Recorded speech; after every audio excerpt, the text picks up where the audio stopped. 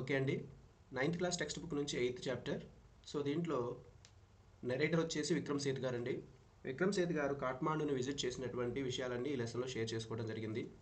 So lesson title వచ్చేసి కాఠ్మాండు అండి. So first paragraph, I get a cheap room. So ఇక్కడ I అంటే విక్రమ్ సేథ్ గారండి. సో చౌకైనటువంటి ఒక రూమ్ దొరికిందంట. ఎక్కడంటే in the centre of town. So ఆ కాఠ్మాండు టౌన్ సెంటర్లోనే సో చౌక ధరకి ఒక రూమ్ అనేది దొరికిందంట. And sleep for hours. So Vikram Seth గారు అక్కడే గంటల తరబడి నిద్రపోయేవాళ్ళు అనమాట ఖాళీ టైంలో.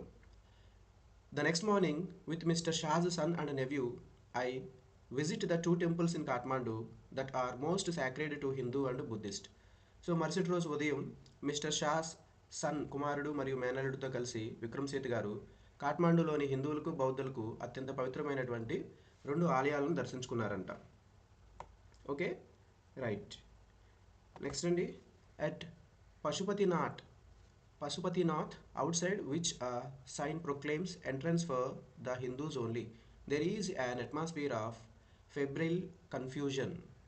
సో టెంపుల్ చూడడానికి వెళ్ళారు కదండి. సో అందులో పశుపతినాథ్ దేవాలయం అనేది ఒకటి ఉందండి.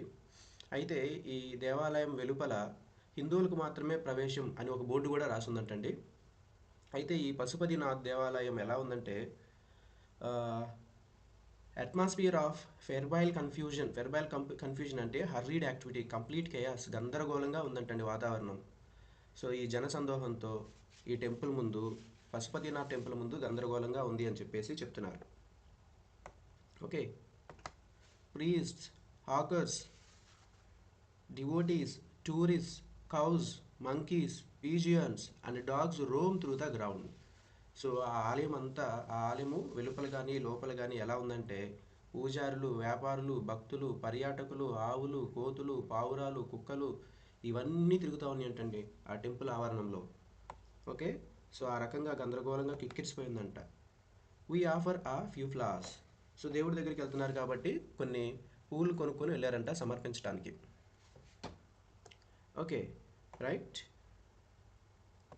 There are so many worshippers that some people trying to get the priest's attention are elbowed aside by others pushing their way to the front. పూజారులు చాలామంది ఉన్నారంటండి. సో పూజారి దృష్టిని ఆకర్షించడం కోసం ప్రయత్నించే వాళ్ళల్లో కొంతమంది వేరే వాళ్ళని సో అటు ఇటు నెట్టేస్తున్నారనమాట. అంటే సో ఆ పూజారి తనకంట్లో ఎవరు పడతారో వాళ్ళకి మాత్రమే పూజ చేసి శటకోపం పెడుతూ ఉంటారు టెంపుల్లో. సో అందరూ కిక్కిరిసిపోయి ఎలా పడితే అలా ఉన్నారు కదండి.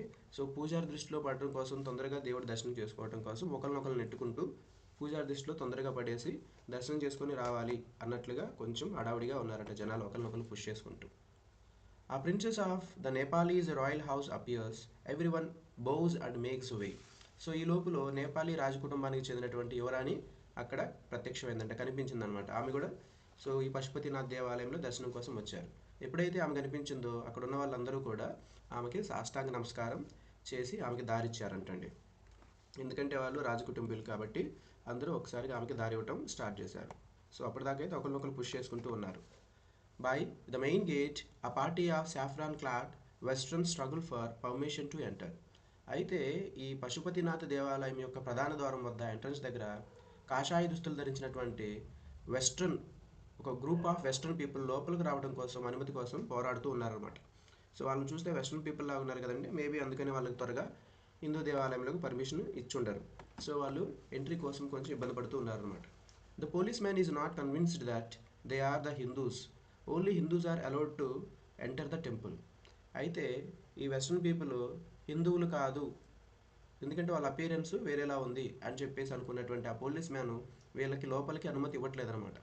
ఎందుకంటే మనకి స్టార్టింగ్లో చెప్పారు, సో ప్రధాన ద్వారం వద్ద హిందువులకు మాత్రమే అనుమతి అని చెప్పేసి రాసుంది అని చెప్పేసి. సో వీళ్ళ అపీరెన్స్, వీళ్ళ స్కిన్ టోన్ అంతా వేరుగా ఉండటం వల్ల అక్కడ కాపలాగా ఉన్నటువంటి పోలీస్ మ్యాన్ ఈ వెస్ట్రన్ పీపుల్కి టెంపుల్లోకి ఎంట్రీకి అనుమతి ఇవ్వట్లేదన్నమాట. A fight breaks out between two monkeys. ఇదంతా ఒకవైపు జరుగుతుంటే మరొక వైపు రెండు కోతుల మధ్య గొడవ జరుగుతూ ఉందన్నమాట. కోతులు రెండు కొట్టుకుంటూ ఉన్నాయని చెప్పేసి చెప్తున్నారు. One chase the other, who jumps on to a Shivalinga, then returns screaming around the temples and down to the river the holy Bagmati. So ఒక కోతి ఇంకొక కోతిని చేజ్ చేస్తుందన్నమాట, కొట్టుకొని పరిగెడుతున్నాయి, ఒకటొకటి చేజ్ చేసుకుంటూ ఉన్నాయి. సో ఈ లోపల రెండోది శివలింగం మీదకి దూకిందంట. ఆ తర్వాత దేవాలయం చుట్టూ తిరుగుతూ అరుస్తూ తిరుగుతుందన్నమాట ఇంకొక కోతి. సో తర్వాత ఏం చేసింది, పవిత్రమైనటువంటి బాగ్మతి నది వద్దకు పరిగెత్తుకుంటూ వెళ్ళిందనమాట ఆ కోతి. సో ఇక్కడ చూడొచ్చండి పశుపతినాథ్ దేవాలయం ఇక్కడ మీరు కాఠ్మండూలోని ఉన్నటువంటిది. నెక్స్ట్, సో అక్కడ బాగ్మతి రివర్ ప్రవహిస్తుంది కదా, ఆ రివర్ దగ్గరికి వచ్చిందనమాట monkey. Next, a corpse is being cremated on its banks. Washermen are at their work and children bathe. So ఆ రివర్ ఏదైతే ప్రవహిస్తూ ఉందో బాగ్మతి రివర్, ఒక శవాన్ని దాని ఒడ్డున దహనం చేస్తూ ఉన్నారనమాట. బట్టలు ఉతికేటటువంటి మహిళలు వాళ్ళు సీరియస్గా బట్టలు ఉతుకుంటూ ఉన్నారన్నమాట, ఇవేమీ పట్టించుకోకుండా ఆ రివర్ దగ్గరే. కొంతమంది పిల్లలు స్నానం కూడా చేస్తూ ఉన్నారనమాట. సో ఇలా కోలాహలంగా ఉంది ఆ ప్రదేశం అంతా అని చెప్తున్నారు. From A balcony a basket of flowers and leaves, old offerings now wilted, is dropped into the river. అయితే బాల్కనీ నుంచి ఎండిపోయినటువంటి ఫ్లవర్స్, ఇంతకుముందు భక్తులు ఎవరైతే సమర్పించారో దేవతకి ఆకులు, పువ్వులు, సో బట్టలు, వీటన్నిటిని ఆ టెంపుల్ యొక్క పై బాల్కనీలో నుంచి ఈ రివర్లోకి, నదిలోకి పడేస్తూ ఉన్నారనమాట కొంతమంది ఆ టెంపుల్లో స్టాఫ్. నెక్స్ట్ అండి, ఆ small shrine of half ప్రొట్రూడ్స్ from the stone platform on the river bank. ఆ నది ఒడ్డున ఉన్న ఒక ప్లాట్ఫామ్, రాతితో కట్టినటువంటి ఒక వేదిక లాంటిది, స్టేజ్. ఓకే, దాని నుండి ఒక చిన్న మందిరం, ఒక చిన్న టెంపుల్ అనమాట, ఒక చిన్న టెంపుల్ ఉందన్నమాట అక్కడ. సో ఆ టెంపుల్ బయటికి ఎంబోజ్ అయ్యి అని చెప్పేసి ఉందన్నమాట. సో అంటే ష్రైన్ అంటే ఇక్కడ ప్లేస్ ఆఫ్ వర్షిప్ అని చెప్పేసి అర్థం, చిన్న గుడి లాంటిది. When it emerges fully, the goddess inside will escape and the evil period of Kaliyuga will end on the earth అని చెప్పేసి చెప్తున్నాండి. ఎప్పుడైతే ఈ రివర్లో ఉన్నటువంటి ఆ చిన్న ష్రైన్, చిన్న దేవాలయం అనేది పూర్తిగా బయటపడిపోతుందో, అంటే వాటర్ లెవెల్స్ తగ్గిపోయి ఆ టెంపుల్ అంతా కూడా బయటకు వచ్చేస్తుందో, పూర్తిగా కనిపించేలాగా బయటకు వచ్చేస్తుందో, సో అప్పుడు ఆ టెంపుల్లో ఉన్నటువంటి దేవత మాయమైపోతుంది అని చెప్పేసి అంటున్నారు. సో ఎప్పుడైతే ఆ దేవత మాయమైపోతుందో, ఈ భూమి మీద ఉన్నటువంటి దుష్టకాలమైనటువంటి కలియుగము భూమి మీద అంతమవుతుంది అని చెప్పేసి చెప్తున్నారండి. ఓకే, నెక్స్ట్ తర్వాత పారాగ్రాఫ్లో ఏం రాసిందో చూద్దాం. నెక్స్ట్ అండి థర్డ్ పారాగ్రాఫ్ వచ్చేసి, at the Boudhanath Stupa the Buddhist shrine of Kathmandu there is in contrast a sense of stillness. So రెండో టెంపుల్ వచ్చేసి బౌద్ధనాథ స్తూప అండి. అక్కడికి వెళ్ళినప్పుడు విక్రమ్ సేత్ గారు అబ్జర్వ్ చేసిన విషయాలు చెప్తున్నారు. సో ఇక్కడ కాఠ్మాండులోని బౌద్ధ పుణ్యక్షేత్రమైనటువంటి బౌద్ధనాథ స్తూపం వద్ద, సో పశుపతినాథ్ దేవాలయం దగ్గర ఉన్న పరిస్థితులు వాతావరణానికి చాలా వ్యతిరేకంగా ఉందంటున్నారు. అంటే అక్కడ చాలా గందరగోళంగా, కోలాహలంగా, ఎట్లా పడితే అట్లా ఉంది కదా, ఇక్కడ మాత్రం చాలా ప్రశాంతంగా, నిశ్శబ్దంగా ఉందన్నమాట. నెక్స్ట్ అండి, it immense white dome is ringed by a road.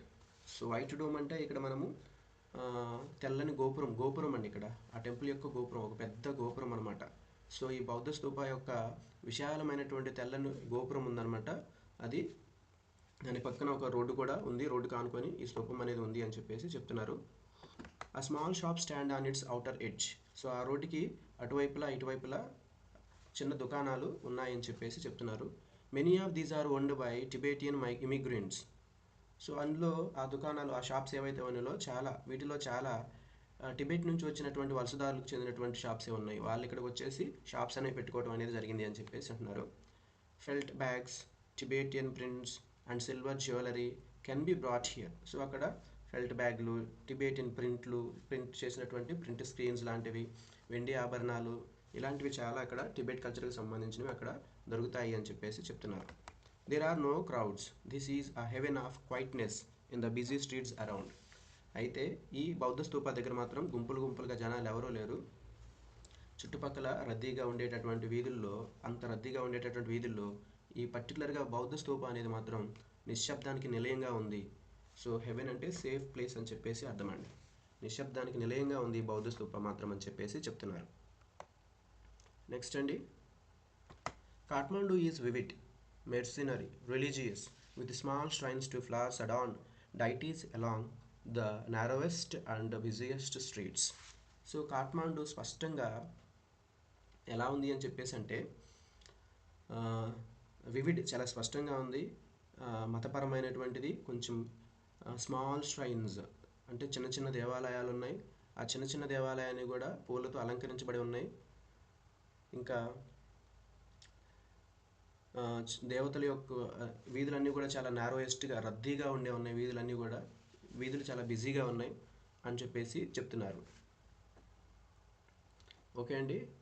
Next, ఇక్కడ మెర్సినరీ అనేటటువంటి వర్డ్ని వాడటానికి గల ప్రధాన కారణం ఏంటంటే, సో చాలా కమర్షియల్గా ఉంది అని చెప్పేసి అర్థం. అక్కడ దేవుడికి సంబంధించినటువంటి దేవాలయాలు అవి ఉన్నప్పటికీ కూడా బిజినెస్కి ఇంపార్టెన్స్ ఇచ్చేలాగా, సో వాళ్ళ బిజినెస్ మీదే వాళ్ళు చాలా కాన్సన్ట్రేట్గా ఉండేలాగా అని చెప్పేసి చెప్పడానికి మెర్సినరీ అని చెప్పేసి చెప్తున్నారండి. ఓకే. సో ఎక్కడైనా అలాగే ఉంటుందండి. టెంపుల్ దగ్గరికి వెళ్తే అక్కడ కమర్షియల్గా ఉండేటటువంటి మనుషులను ఎక్కువగా చూస్తాం. With fruit sellers, hawkers of postcards, shop selling western cosmetics, film rolls and chocolates. ఇంకా ఏమేమి ఉన్నాయంటే, ఈ ఫ్రూట్స్ అమ్మేటటువంటి వాళ్ళు, ఫ్లూట్లు అమ్మేటటువంటి వాళ్ళు, ఇంకా ఈ పోస్ట్ కార్డ్స్ అమ్మేటటువంటి వాళ్ళు, ఇంకా ఈ వెస్ట్రన్ కాస్మెటిక్స్ అమ్మేటటువంటి వాళ్ళు, ఇంకా హాకర్స్ ఆఫ్ పోస్ట్ కార్డ్స్ అంటే పోస్ట్ కార్డ్స్ అమ్మేవాళ్ళు అండి, కేకలు వేస్తూ అమ్ముతూ ఉంటారు. గ్రీటింగ్ కార్డ్స్ అమ్మేటటువంటి వాళ్ళు. ఇంకా అదే కాకుండా ఫిల్మ్ రోల్స్ అమ్మేటటువంటి వాళ్ళు, చాక్లెట్లు అమ్మేటటువంటి వాళ్ళు, వీళ్ళందరూ ఈ అన్ని షాపులతో ఆ కాఠ్మండు వీధులన్నీ కూడా కిక్కిరిసిపోయి ఉన్నాయని చెప్పేసి చెప్తున్నారు. Are copper utensils and Nepalese antics. So రాగి పాత్రలు, నేపాలీ పురాతనమైనటువంటి పాత్రలు, వీటిని కూడా అక్కడ తీసుకొచ్చేసి అమ్మకానికి పెట్టారంటండి. Film songs blare out from the radios. Car horn sound, bicycle bells ring, stray cows low questioningly at motorcycles, vendor shouts out their wares. ఈ రేడియోల నుంచి వస్తున్నటువంటి సినిమా పాటలు మోగటం, కార్లు హానర్లు మోగటం, సైకిల్ బెల్స్ మోగటం, మోటార్ సైకిల్పై ఆవులు విరుచుకొని పడటం, సో ఆవులు పరిగెత్తుకుంటూ సైకిళ్ళ మీదకి దూకుతూ ఉండటము. సో ఇలాంట అవి ఇవి అమ్ముకునేటటువంటి వాళ్ళు తమ వస్తువుల గురించి అరవటం పెద్ద పెద్దగా, సో చాక్లెట్స్, ఫ్రూట్స్ అవి ఇవి అని చెప్పేసి అరవటం. సో ఇలాగ గందరగోళంగా ఉంది కాట్మాట అంతా కూడా అని చెప్పేసి చెప్తున్నారండి విక్రమ్ సేత్ గారు. I indulge myself మైండ్లెస్లీ.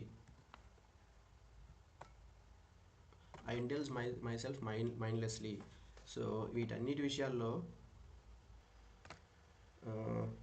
నేను కొంచెము కన్ఫ్యూజ్ అయిపోయాను, నాకు కొంచెం గందరగోళంగా అనిపించింది అని చెప్పేసి అంటున్నారనమాట. సో చాలా అయోమయంగా ఉందన్నమాట విక్రమ్ సేత్ గారు కూడా. ఆ సిచ్యువేషన్ అంతా కూడా ఒకలాంటి క్రౌడ్తో ఉండేసరికి ఆయనకు కూడా కొంచెం అయోమయంగా ఉంది అని చెప్పేసి చెప్తున్నారు. By a bar of marzipan, a corn on the cob roasted in a charcoal brazier on the pavement, rubbed with salt, chili powder and lemon, a couple of love story comics and even Reader's Digest. ఇక్కడ మాజిపాన్ అంటే ఒక sweet అండి, ఓకేనా, ఆల్మండ్తో తయారు చేసేటటువంటి ఒక sweet అనమాట. ఇక్కడ బ్రేజియర్ అంటే ఓపెన్ స్టోన్ అనమాట. సో ఈ మాజిపాన్, ఈ స్వీటు, అంతేకాకుండా బొగ్గు మీద కాల్చినటువంటి మొక్కజొన్న, ఆ కాల్చినటువంటి మొక్కజొన్న మీద కాస్త సాల్టు కాస్త కారం చల్లేసి నిమ్మకాయతో రుద్దిస్తున్నారనమాట. ఇంకా అంతేకాకుండా కొన్ని లవ్ స్టోరీ కామిక్స్ ఉన్నాయి అనమాట. అంతేకాకుండా రీడర్స్ డైజెస్ట్ అనేటటువంటి ఒక మ్యాగజైన్ కూడా ఉంది అని చెప్పేసి చెప్తున్నారు. All this I wash down with Coca Cola and nauseating orange drink and feel much the better for it. Nauseating అంటే సిక్నింగ్ అని చెప్పేసి అర్థమండి. వీటన్నిటిని కాకుండా ఇతను మాత్రం కోకో కోలా తాగాలని చెప్పేసి అనుకున్నారన్నమాట. అంతేకాకుండా తనకు ఉన్నటువంటి అయోమయ స్థితికి ఒకలాంటి గట్టిగా చెప్పాలంటే వికారంగా ఉందన్నమాట తనకనమాట. సో అలాంటి ఫీలింగ్ నుంచి బయటపడటానికి సో ఆరెంజ్ జ్యూస్ అనేది తాగాలని చెప్పేసి అనుకుంటారు. సో ఎందుకంటే కొంచెం ఆ ఫీల్ నుంచి బయటపడటం కోసం, ఆ నాజియా నుంచి, ఆ ఎఫెక్ట్ నుంచి బయటపడటం కోసం సో ఆరెంజ్ జ్యూస్ కానీ కోకో కోలా కానీ ఏదో ఒకటి తాగాలి అని చెప్పేసి అనుకుంటారు అన్నమాట. సో నెక్స్ట్ అండి, I consider what route I should take back home. If I were propelled by enthusiasm for travel per se, I would go by bus and train to Patna, then sail up the Ganges past Benares to Allahabad, then up the Yamuna past Agra to Delhi. So తనకి ఇంకా అనీజీగా ఉంది కాబట్టి వెనక్కి వెళ్ళాలని చెప్పేసి అనుకున్నారనమాట, ఇక visiting ఆపేసి. అయితే తన ఇంటికి ఏ మార్గంలో వెళ్ళాలా అని చెప్పేసి ఒక కన్ఫ్యూజన్లో పడిపోయారనమాట. ఇంకా బస్సులో పాట్నాకు వెళ్ళి, ఆ తర్వాత గంగా నది మీదుగా బెనారస్ మీదుగా అలహాబాద్ వరకు వెళ్ళి, ఆ తర్వాత యమునా నది మీదుగా ఆగ్రా వెళ్ళి ఆగ్రా మీదుగా ఢిల్లీకి వెళ్ళాలి అని చెప్పేసి అనుకున్నారనమాట. సో తన జర్నీ ఇలా చేయాలి అని చెప్పేసి అనుకున్నారు. బట్ ఐఎమ్ టూ ఎగ్జాస్టెడ్, కాకపోతే ఆయన చాలా అలసిపోయాడు అనమాట. అండ్ హోమ్ సిక్తో చాలా అలసిపోయాడు మరియు హోమ్ సిక్లో ఉన్నాడు. Today is the last day of August. So అది ఆగస్ట్ నెలలో చివరి రోజు అనమాట. Go home, I tell myself, move directly towards home and I enter a Nepal Airlines office and buy a ticket for tomorrow's flight. So ఇక ఇంటికి వెళ్ళాలని చెప్పేసి decide అయిపోయాడు, నేరుగా ఇంటికే వెళ్ళాలి, ఇంకెక్కడికి వెళ్ళకూడదు అని చెప్పేసి. సో తనతో తానే చెప్పుకున్నాడు అనమాట, ఇంటికి నేరుగా వెళ్ళాలి అని చెప్పేసి. ఇంకా నేపాల్ ఎయిర్లైన్స్ కార్యాలయానికి వెళ్ళి, సో అక్కడ రేపటి విమానానికి టికెట్ కూడా కొనుక్కున్నారనమాట. నెక్స్ట్ డే ప్లెయిన్ టికెట్ కూడా తీసుకున్నారనమాట విక్రమ్ సేత్ గారు. సో నెక్స్ట్ అండి, తర్వాత I look at the flute seller standing in a corner of the square near the hotel. అయితే హోటల్కి దగ్గరలో ఒక స్క్వేర్ ప్లేస్ ఉంది, మామూలు ఒక ప్లెయిన్ ప్రదేశం ఉంటే ఆ ప్రదేశంలో ఒక మూల నిలబడి ఈ ఫ్లూట్లు అమ్ముకునేటటువంటి ఒక వ్యక్తి కనిపించాడు అనమాట. అతను చూసా నేను అని చెప్పేసి అన్నాడు. In his hand is a pole with an attachment at the top from which 50 or 60 branches protrude in all directions like the quills of a porcupine. So అతని చేతిలో ఒక స్తంభం లాంటి స్టిక్ ఉందని చెప్పేసి అంటున్నారు. దాని పైభాగంలో 50 లేదా 60 బన్సూరీలు ఉన్నాయని చెప్పేసి అంటున్నారండి. బన్సూరి అంటే అర్థం ఏంటంటే ఫ్లూటే, అదొక ఫ్లూట్ అండి. అయితే వాటన్నిటిని అతని చేతిలో ఉన్న స్తంభం ఆకారంలో ఉన్నటువంటి వాటి స్టిక్ పైన అన్నీ గుచ్చేసాడు అనమాట. అన్నీ గుచ్చేసి ఉంటే దాని ఆకారము ముళ్ళపంది కొమ్ములలే అన్నీ కూడా ఉన్నాయని చెప్పేసి, అన్ని దిశల్లో ఉన్నాయని చెప్పేసి అంటున్నారు అనమాట. పోర్కుపైన్ అంటే ముళ్ళపందికి ముళ్ళు గుచ్చుంటాయి కదండి. సో అన్ని డైరెక్షన్స్లో బయటికి ఎంబోజ్ అయిపోయి, సో అలాగా ఫ్లూట్లన్నీ అలా అరేంజ్ చేయబడి ఉన్నాయి తన చేతిలో ఉన్న పోల్కి అని చెప్పేసి అంటున్నాడు. They are of bamboo, they are cross flutes and recorders. From time to time he stands the pole on the ground, selects a flute and plays for a few minutes. So అతని చేతిలో అదేంటంటే ఒక వెదురు బొంగు లాంటిది పెద్దది. So చిన్న చిన్న వెదురు బొంగులతో తయారు చేసినటువంటి ఫ్లూట్స్ ఉన్నాయి దానికి. ఈ ఫ్లూట్స్ ఆ రికార్డర్లు అని చెప్పేసి అంటారు కొన్ని, అవన్నీ అనమాట తన దగ్గర. అప్పుడప్పుడు నేల మీద తన చేతిలో ఉన్నటువంటి పొడవైనటువంటి స్తంభాన్ని నేల మీద పెట్టేసి, సో పైన అరేంజ్ చేసినటువంటి ఫ్లూట్స్లో ఒకదాన్ని తీసుకొని ఒక 2-3 నిమిషాలు దాన్ని ప్లే చేస్తున్నాడు అనమాట. అంటే అతను ప్లే చేసి విజిటర్స్ని అట్రాక్ట్ చేస్తున్నాడు అతని దగ్గర ఉన్న ఫ్లూట్స్ని కొనే విధంగా. The sound rises clearly above the noise of the traffic and hawkers' cries. He plays slowly, meditatively without excessive display. So అక్కడ ఉన్నటువంటి ట్రాఫిక్ శబ్దం, అక్కడ అవి ఇవి అమ్ముకునేటటువంటి వాళ్ళ యొక్క అరుపులు, వీటన్నిటిని మించి ఇతను ప్లే చేసినటువంటి ఫ్లూట్ శబ్దం చాలా స్పష్టంగా వినిపిస్తూ ఉందన్నమాట. చాలా మితిమీరినటువంటి ప్రదర్శన ఏమీ లేకుండా, పెద్ద పెద్ద కేక లేకుండా, చాలా నెమ్మదిగా ఒక ధ్యానం చేస్తున్నట్లుగా ప్లజెంట్ ట్యూన్ అనేది ఒకటి తీసుకొని నీట్గా ప్లే చేస్తూ ఉన్నాడు అనమాట అతను. సో ఆ ఫ్లూట్ సెల్లర్ వచ్చేసి he does not shout out his wares. అతను తన వస్తువుల్ని కొనండి అని చెప్పేసి ఫ్లూట్లు అని వేరే వాళ్ళలాగా అరవట్లేదనమాట. Occasionally he makes a sale but in a curiously offended way as if this were incidental to his enterprise. అప్పుడప్పుడు అతను ఒకటో రెండో అమ్ముకుంటూ ఉన్నాడు అంతే, అందరూ వచ్చేం కొనట్లేదు. అతను ఫ్లూట్ ప్లే చేసేటప్పుడు అట్రాక్ట్ అయినటువంటి వాళ్ళు వచ్చేసి ఒక ఫ్లూటు 2 ఫ్లూట్లు అంతకంటే ఎక్కువ కొనటం అనేది విక్రమ్ సేత్ గారికి కనిపించలేదన్నమాట, ఎక్కువ వ్యాపారం అన్నట్టుగా. నెక్స్ట్ అండి, అంతా కూడా ఎలాగ జరుగుతుందంటే చాలా క్యాజువల్గా మచ్ ఇంట్రెస్ట్ అనేటటువంటిది ఏమీ చూపించకుండా క్యాజువల్గా జరుగుతున్నట్లుగా, సడన్గా వచ్చేసి కొంటున్నట్లుగా అలా ఉంది, కానీ పెద్దగా వ్యాపారం కోసమే ప్రత్యేకంగా ఉన్నట్లుగా లేదనమాట. సో తను వర్క్ చేస్తున్నట్లుగా కాకుండా క్యాజువల్గా ఉంది తన బిజినెస్ అన్నట్లుగా చెప్తున్నాడు, కష్టపడి పనిచేస్తున్నాడు అన్నట్లుగా కాకుండా. Sometimes he breaks off playing to talk to the fruit sellers.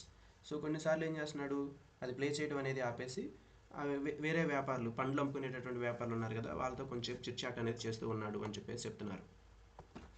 I imagine that this has been the pattern of his life for years. So అప్పుడు విక్రమ్ సేత్ గారికి అర్థమైందనమాట. సో అతని యొక్క లైఫ్ స్టైల్ అది అని చెప్పేసి అర్థమైంది అని చెప్పేసి అంటున్నాడు అనమాట. 7th పారాగ్రాఫ్ వచ్చేసి I find it difficult to tear myself away from the square. So ఆ హోటల్ దగ్గర ఉన్నటువంటి ఆ ఫ్లూట్ సెల్లర్ దగ్గర ఆ ప్లేస్ నుంచి ఆ ప్రాంతం నుంచి నేను బయటికి రాలేకపోయాను, అక్కడే కొంతసేపు ఉండాలనిపిస్తుంది.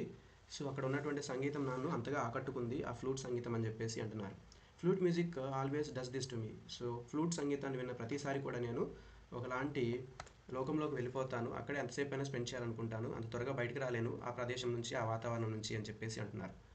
It is at once the most universal and most popular of sounds. So అయితే ఈ ఫ్లూట్ నుంచి వచ్చేటటువంటి సంగీతం అనేటటువంటిది చాలా పాపులర్, చాలా యూనివర్సల్ సంగీతము, ఇది చాలా ఫెమిలియర్ సంగీతము అని చెప్పేసి చెప్తున్నారు. ఓకే, రైట్ అండి. ఇంకా ఏం చెప్తున్నారంటే there is no culture that does not have its flute.